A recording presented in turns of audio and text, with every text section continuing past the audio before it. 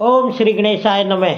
हिमालय अत्यंत दुखी हो वहां आए और मैना को समझाने के लिए प्रेम से बोले। हिमालय ने कहा, प्रिय मैंने, मेरी बात सुनो। तुम इतनी दुखी क्यों हो गई? देखो तो कौन कौन से महात्मा तुम्हारे घर पधारे हैं। तुम इनकी बुराई क्यों करती हो? भगवान शंकर को तुम भी जानती हो, किंतु अनेक नाम रूप वाले शंभू के विकट रूप को देखकर घबरा गई। मैं शंकर जी को अच्छी तरह जानता हूँ। वे ही सबके पालक हैं, पूजनीयों के भी पूजनीय हैं तथा अनुग्रह एवं निग्रह करने वाले हैं। प्रिय, हठ न करो, मानसिक दुख छोड़ो, जल्दी उठो और सब कार्य करो। पहली बार शंभू ने मेरे द्वार पर आकर जो अनेक प्रकार की लीलाएं की थी, मैं उनका आज तुम्हें स्मरण दिला रहा हूं। उनके उस परम महात्म्य को देख और समझकर उस समय मैंने और तुमने उन्हें कन्या देना स्वीकार किया था।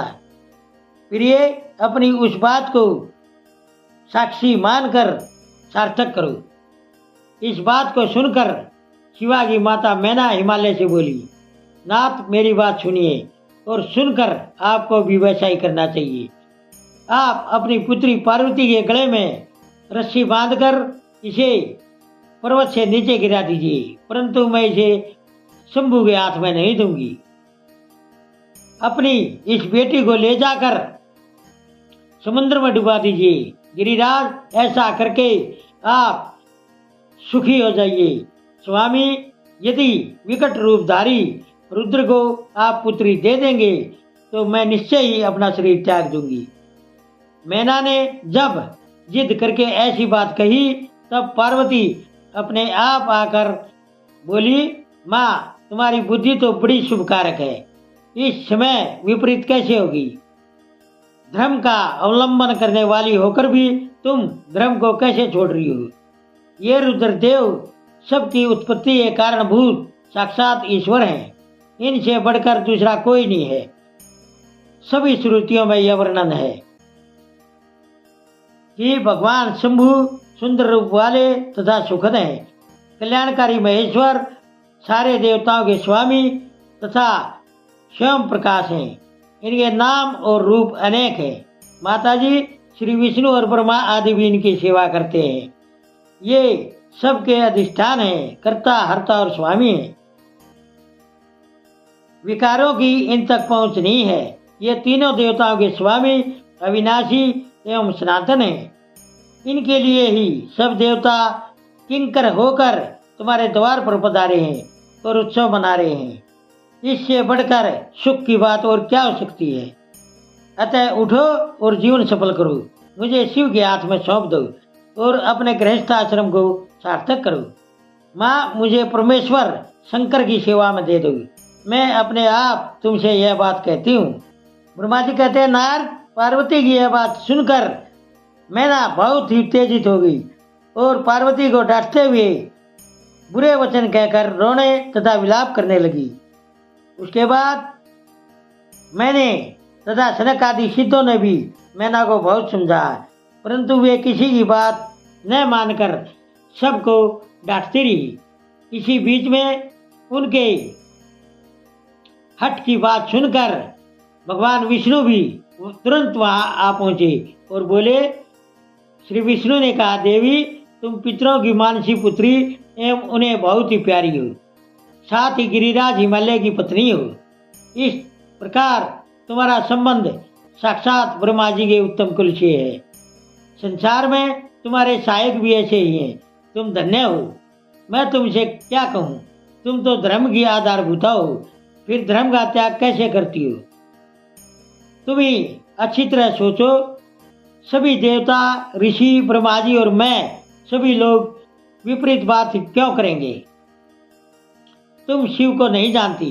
वे निर्गुण भी हैं और सगुण भी, रूप भी हैं और स्वरूप भी, सबके सेव्य तथा सत्पुरुषों के आश्रय हैं।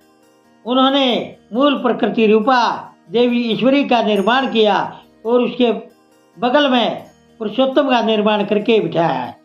उन्हीं दोनों से सगुण रूप में मेरी तथा ब्रह्मा जी की उत्पत्ति हुई। फिर लोगों का भला करने के लिए वे अपने आप भी रुद्र रूप से प्रकट हुए। उसके बाद वेद, देवता तथा स्थावर जंगम रूप से जो कुछ दिखाई देता है वह सारा जगत भी भगवान शंकर से ही पैदा हुआ है।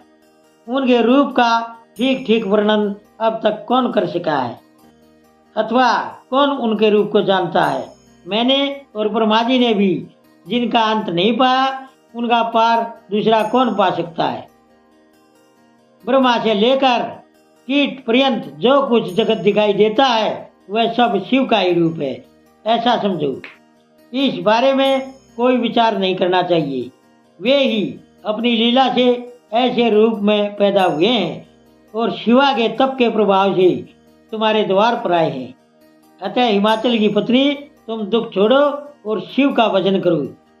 इससे तुम्हें महान आनंद प्राप्त होगा और तुम्हारा सारा दुख दूर हो जाएगा।